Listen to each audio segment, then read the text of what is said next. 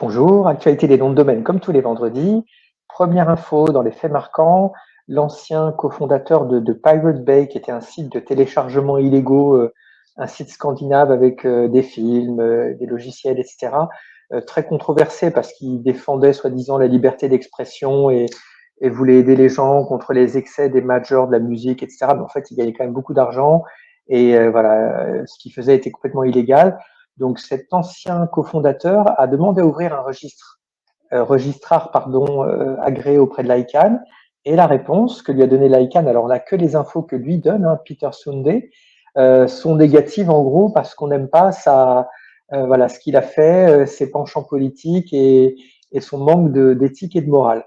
Et c'est intéressant parce que l'ICANN, donc en répondant ça, apporte une preuve de son incompétence. On savait qu'ils étaient corrompus, en tout cas une partie des dirigeants, quand on a vu ce qui s'est passé avec Donuts, avec le rachat avorté du .org, avec les fonds comme Ethos Capital.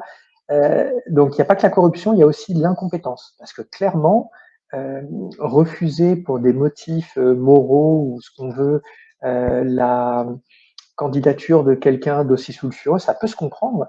Mais si vous-même, vous avez déjà comment dire, un historique des décisions qui est dans ce sens. Et si on regarde, alors je ne vais pas vous mettre la liste, mais les 2500 ou 2400 registrars à créer par l'ICANN, eh bien on se rend compte que les 2 tiers au moins ne devraient pas exister. Déjà, il y en a la moitié qui sont à Dropcatch, qui est une entreprise au moins autant sulfureuse que ce qu'a pu faire de Pirate Bay, dont on peut s'interroger sur l'origine des fonds, quand on voit ce qu'ils font avec Huge Domains, le principe des domaines expirés, clairement, on est contre les règles d'établissement d'un bureau ICANN. Je crois qu'ils ne s'en rendent même pas compte, en fait. Hein. On a des gens qui, là, pour le coup, sont complètement largués et vraiment incompétents. Ils n'ont aucune connaissance de ce qui se passe. C'est pareil pour SnapNames, qui en a plusieurs centaines. Alors, SnapNames, ils sont moches. Hein. C'est vraiment une entreprise, quand on voit le groupe web.com qui a été racheté récemment avec tous ses fonds, etc. C'est un désastre. Hein, la gestion, SnapNames, Namejet, Network Solutions sont très mauvais, mais je dirais qu'on arrive quand même à peu près à savoir qui ils sont. Dropcatch, c'est encore plus inquiétant. Dropcatch et Huge Domains, Namebright, hein, tout cet environnement-là. Bref, et puis il y en a plein, je vais parler des tout petits qui sont les spammers, les scammers, le blanchiment d'argent, tout ça, on en trouve comme on veut auprès des bureaux enregistrés, c'est-à-dire accrédités par l'ICANN. Donc voilà, petit coup de gueule. Et malheureusement aujourd'hui, on n'aura que ça, que des coups de gueule. Donc ceux qui n'aiment pas beaucoup ce genre de nouvelles, je suis désolé, mais cette semaine, c'est que des choses négatives. Deuxième info, c'est GoDaddy. Alors évidemment, quand on commence GoDaddy, on ne peut pas s'attendre à des miracles, hein, qui gèle les noms de domaine pour des millions de dollars d'un propriétaire. Alors là, c'est pareil, on va regarder ce qu'il a écrit, Brent Oxley. Donc là, je vous ai mis un lien vers un article de Domains où en fait, lui, alors c'est pareil, on n'a que les infos de Brent Oxley. GoDaddy, à un moment, répond, mais la réponse, elle est à leur image complètement nulle, vraiment formelle, et en fait, on n'apprend rien. Donc, c'est pas très, très contradictoire. Mais l'histoire est incroyable. Lui avait créé HostGator, qui est un des plus grands registres, un des plus grands hébergeurs au monde, hein, plus gros que OVH dont on va parler tout à l'heure. Et donc dans ce groupe qui s'appelle, alors comment il s'appelle ils sont très nombreux avec Bluehost, c'est le premier au monde, hein, j'ai oublié, ça m'échappe, surtout qu'ils ont été rachetés récemment. Ils ont eu de la chance en fait. Ils étaient en grosse difficulté, mais grâce au confinement, au Covid, finalement l'action, puisqu'ils sont cotés en bourse, est repartie. Ils ont levé des fonds. Alors est-ce qu'ils ont racheté ou est-ce qu'ils ont été rachetés? Je ne saurais pas vous dire, mais en tout cas ça va beaucoup mieux pour ce groupe dont le nom m'échappe, donc je vous prie de m'excuser, mais ils ont aussi des registrars, donc c'est un très grand groupe américain. Bref, donc lui a vendu et il a acheté des noms de domaine qui valent des millions d'euros. Donc là, on a la liste qui est assez épatante, hein. Create.com, alors vous les voyez, hein, drone.com, CIA, Demolish, Emir, Bride, bon, il y en a énormément, et tous ces noms sont bloqués. Alors pourquoi ils sont bloqués? Une histoire incroyable, parce qu'il y a un scammer indien qui a déposé une plainte auprès d'un tribunal indien pour un coût de 12 dollars. En tout cas, c'est l'info qui nous est donnée. Et pour ces 12 dollars-là, le compte entier de Brent Oxley chez GoDaddy est bloqué depuis des mois. Il ne peut pas changer les DNS, il ne peut pas faire de transfert parce que GoDaddy considère que la plainte est valable. C'est assez incroyable, mais absolument pas quand on connaît la nullité complète de GoDaddy. Et puis voilà, alors GoDaddy, ils sont très liés à l'Inde. Il faut savoir que l'entreprise délocalise de plus en plus en Inde. Alors, ils nous disent qu'il y a des choses qu'on ne sait pas, que c'est beaucoup plus grave, etc. Bon, en tout cas, on n'a pas beaucoup d'infos. Tiens, bonjour.com comme nom, qui est très joli aussi. Viaje en espagnol. Bon, peu importe. On retiendra que, eh bien, GoDaddy est capable de bloquer vos noms. Et pour nous, c'est intéressant de se rendre compte que en Amérique, en fait, on a des registrars tous plus mauvais les uns que les autres et qu'il faut faire très attention quand vous avez des noms de valeur à surtout pas les déposer auprès d'un bureau d'enregistrement pour lequel on peut avoir que des mauvaises surprises. Et ça me rappelle le cas horrible de France.com où Jean-Noël Friedman eh bien, avait son nom chez Moniker, qui est pareil, un très mauvais registrar américain. Et du jour au lendemain, il s'est réveillé, on lui avait volé par l'État français, une histoire vraiment incroyable à dormir debout. Mais ça ne peut pas arriver si vous êtes votre propre registrar. Donc lui, Brent Oxley, il nous dit, pour quelques domaines, je ne peux pas être mon propre registrar, ça ne vaudrait pas le coup. Ben, il n'a rien compris. Il n'a rien compris, ou alors qu'il choisisse un bon registrar, mais pas de GoDaddy.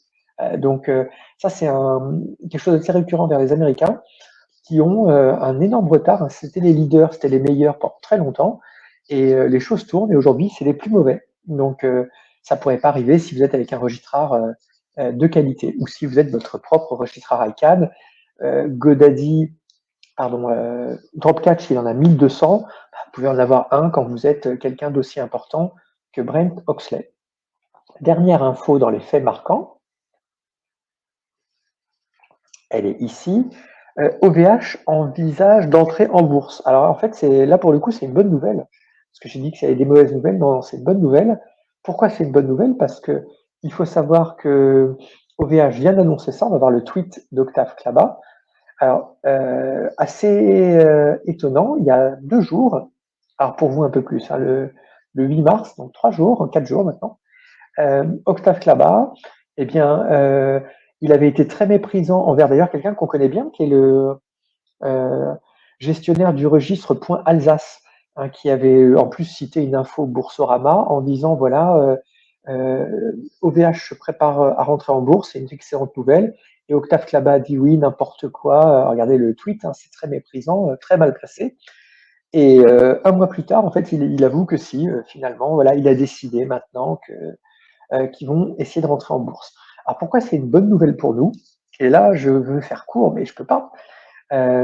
C'est important, si on veut jouer en bourse, si on veut investir, 99% des gens qui investissent en bourse ne comprennent pas. En fait, ils suivent leur intuition, ils suivent leur raisonnement, qui sont des raisonnements qui sont complètement faux.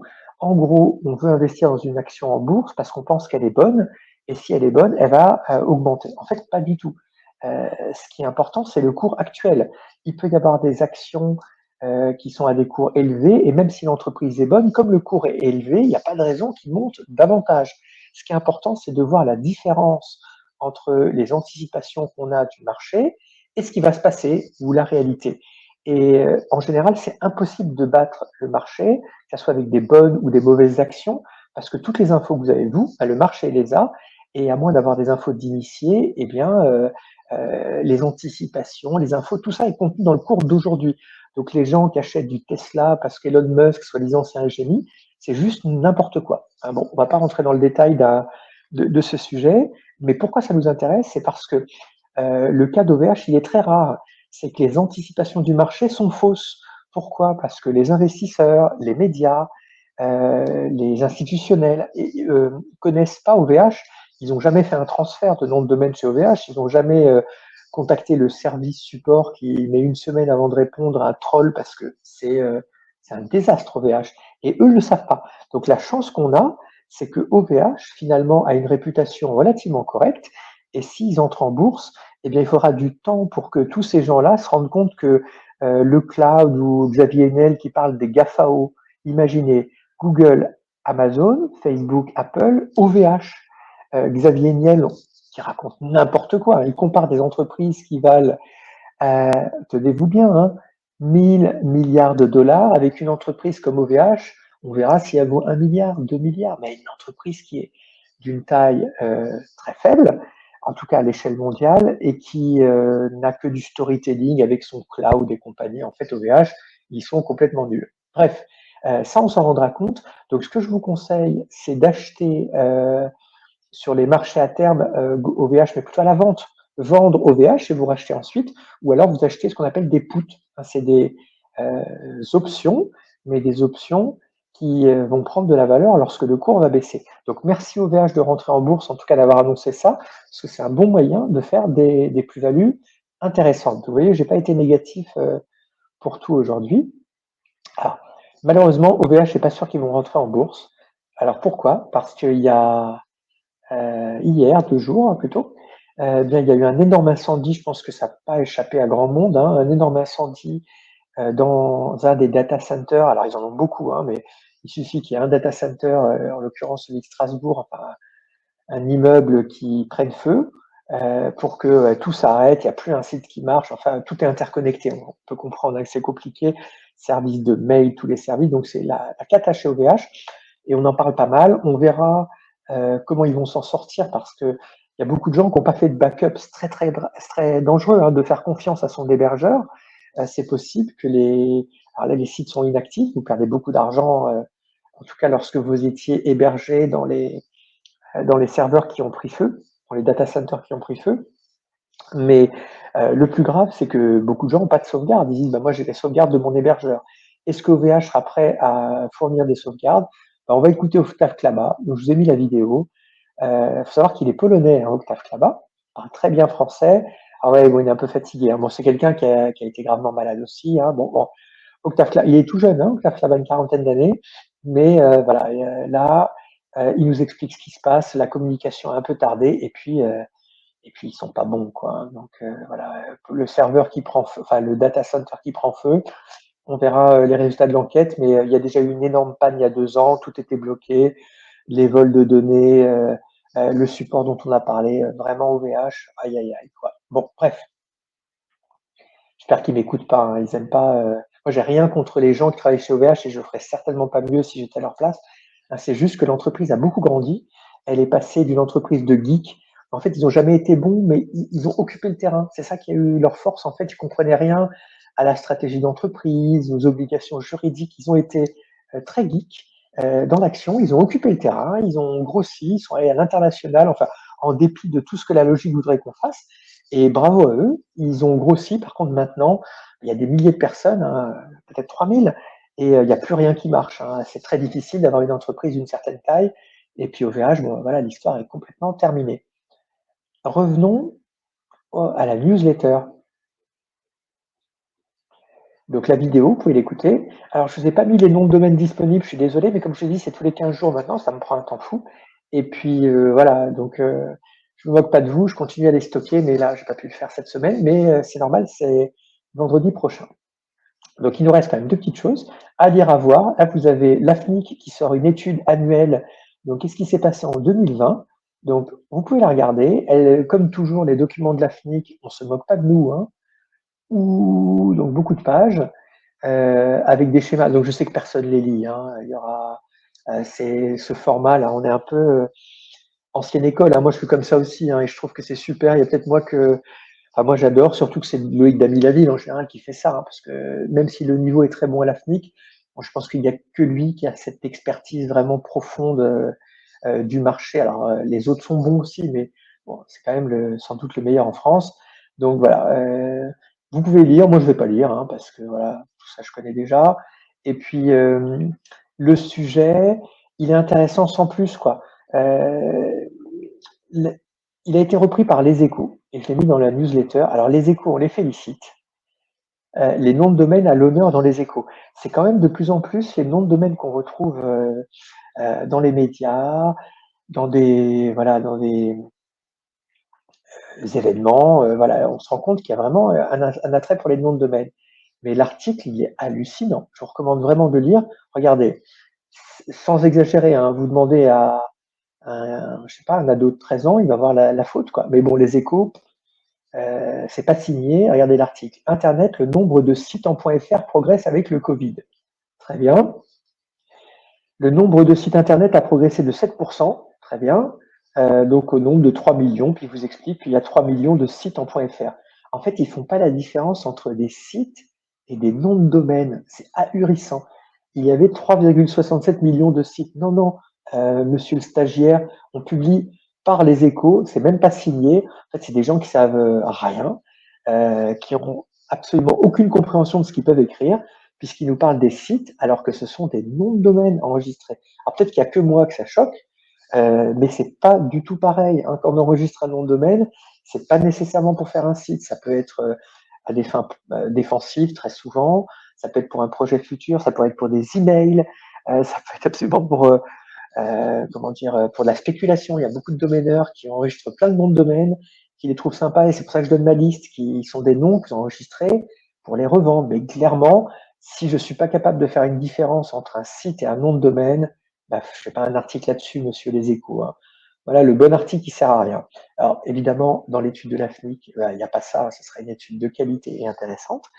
Euh, Par contre, à mon avis, j'ai pas lu, hein, mais moi je serais moins optimiste que ça. Parce qu'il faut savoir que même si ça a augmenté, de mon point de vue, ce qui a augmenté, c'est beaucoup d'entreprises qui se disent bah, on va se digitaliser, il n'y a pas le choix, voilà, il faut aller sur Internet parce qu'on va mourir. Donc évidemment, il y a un afflux, mais beaucoup de ces entreprises vont mourir parce que l'Internet, c'est très technique, c'est très compliqué et très contre-intuitif. On se rend compte que même dans les gens qui sont dans le secteur Internet, la plupart ils connaissent pas. En fait, ils suivent ce qu'on leur dit, mais ils font du marketing, ils font du management. C'est dans des entreprises qui font de l'internet. Mais ceux qui sont en bout de chaîne et qui gagnent vraiment leur vie avec l'internet, ne sont pas si nombreux et il suffit pas d'acheter un, je sais pas moi, un site internet ou alors de développer un Shopify ou un PrestaShop ou un Magento ou ce que vous voulez d'aller vendre en ligne, ça marchera pas. Et c'est exactement ce qui va se passer. Donc je pense que notre hausse, elle est en fait, elle est logique puisqu'il y a beaucoup d'entreprises qui ont essayé et la plupart ne vont pas y arriver. Et la crise qu'on a là, à mon avis, elle va être profonde et on va, même dans le secteur Internet, eh bien, on risque de régresser. Même si évidemment, il y a des choses qui vont évoluer positivement et qui disparaîtront pas. Donc, on a fait une avancée, mais ne soyons pas aussi optimistes de mon point de vue et j'attends vos commentaires puisque cette actualité est finie. Donc, sur Twitter, sur LinkedIn, sur absolument tout ce que vous voulez. Donc, je compte sur vous pour me commenter l'actualité et je vous dis à vendredi prochain.